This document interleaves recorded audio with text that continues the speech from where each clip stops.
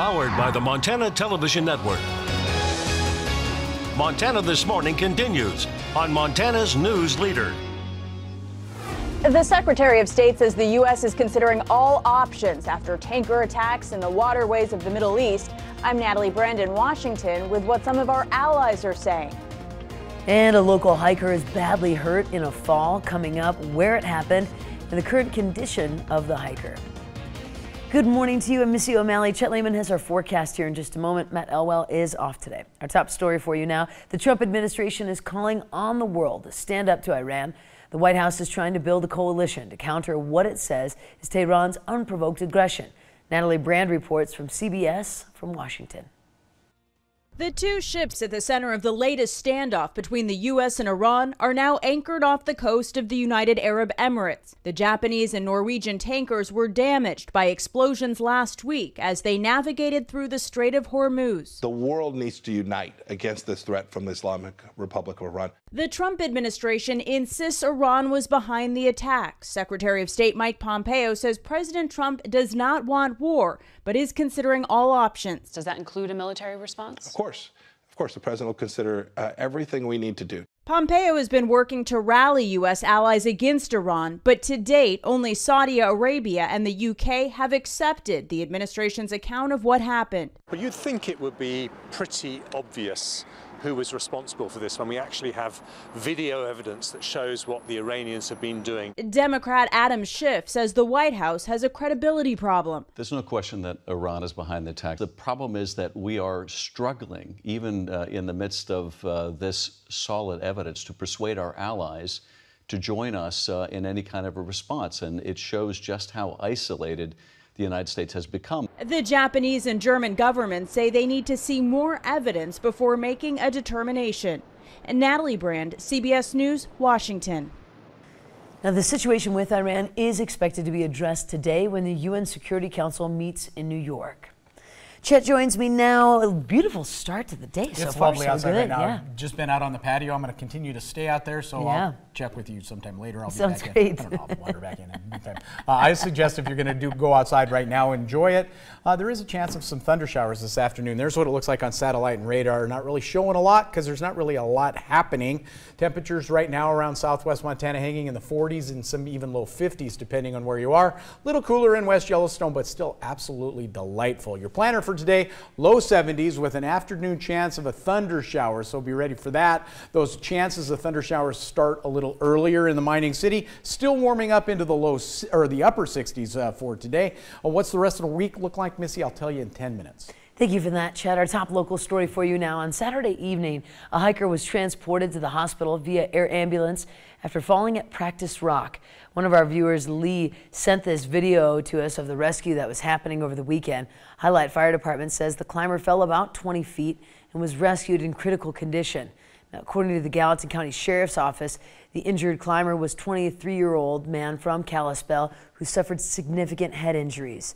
Now, Sheriff Brian Gutkin says that the rescue was difficult. It's not easy to get an injured person out of that area, and that the search and rescue team is really good at what they do. We've learned that the climber was flown to Billings and is in stable condition. He is expected to recover. And now we have details on a major drug bust in Ronan where children were being exposed to dangerous drugs. 7 people were arrested this past Friday as a part of a narcotics investigation. The Ronan Police Department reports that during the course of the narcotics investigation, officers learned of 2 residences in the city where children were being exposed to those dangerous drugs. Inside one of the residences, Ronan Canine Sandor alerted that the presence of dangerous drugs, heroin, methamphetamine, and also cash was found on the premise. 4 people in that residence were arrested on drug and child endangerment charges. Police say an infant who was inside the home was removed by authorities. And then it continues. Methamphetamine, marijuana, and drug paraphernalia were found in a second residence. 3 adults were arrested on drug and criminal child endangerment. Tribal and state child protective services removed 2 small children from that second residence. Now both children are currently safe.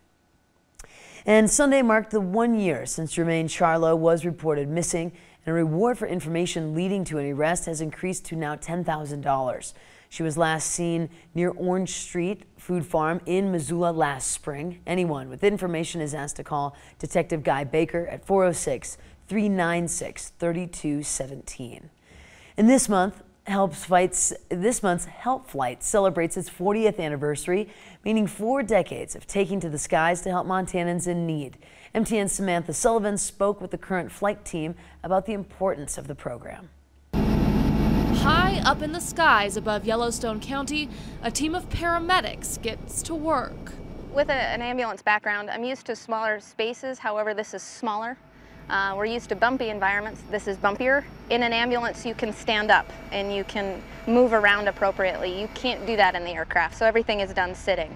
They're part of the Help Flight Team, an air ambulance service run out of St. Vincent Hospital. The standard answer that you always hear when you get asked that question is, I'm doing it to help people. And this job affords me a really unique opportunity to be able to do that, where I'm autonomous with my partner to be able to deliver care when people really need it and at very critical times.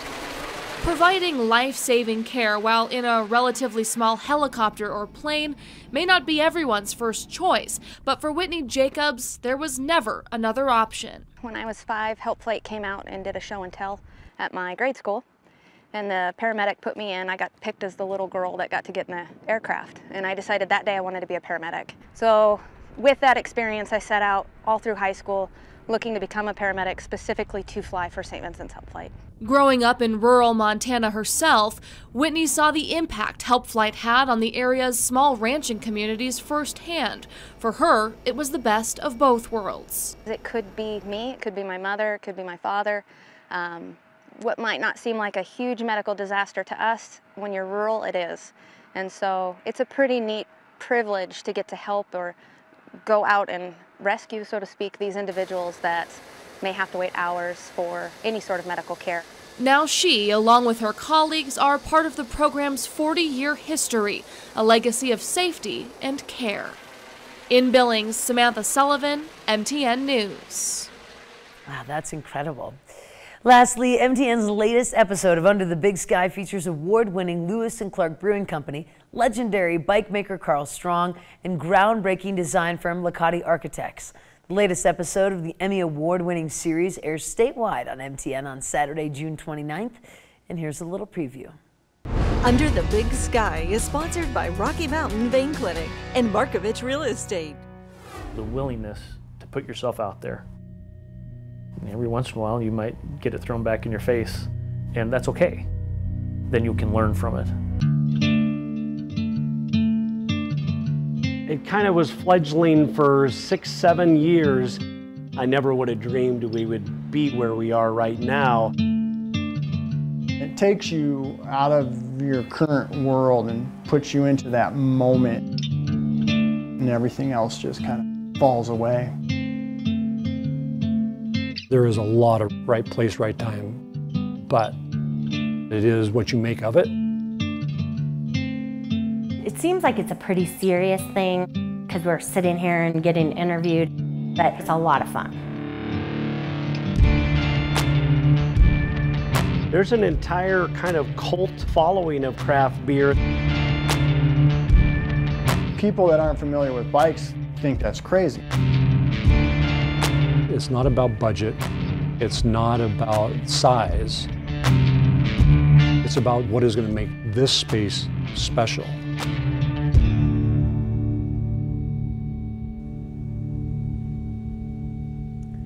Now, to be sure to tune in Richard Sachs has said, if you stand on the corner. Be sure to tune in Saturday, June 29th at 6 and again at 10:35 p.m. right here on MTN for much more Under the Big Sky. It is time for a break. Stay with us. In a moment, we're going to take a look back 25 years ago when O.J. Simpson's famous white Bronco chase stunned the nation. But first, let's check in with Anthony Mason to take a look at your headlines coming up at 7 here on CBS.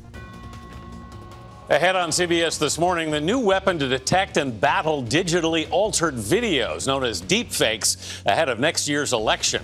Plus, voters reveal what they're looking for in the huge field of Democratic presidential candidates. And two-time Oscar winner Kevin Costner will join us right here in Studio 57. We will see you at 7.